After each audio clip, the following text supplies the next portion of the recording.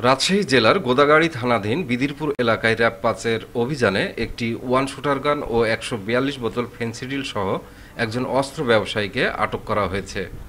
শনিবার ভোররাত ৪:৩০টার দিকে তাকে আটক করা হয়।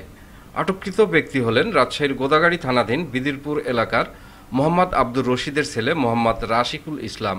র্যাব জানায় আটককৃত আসামি একজন চিহ্নিত মাদক ব্যবসায়ী।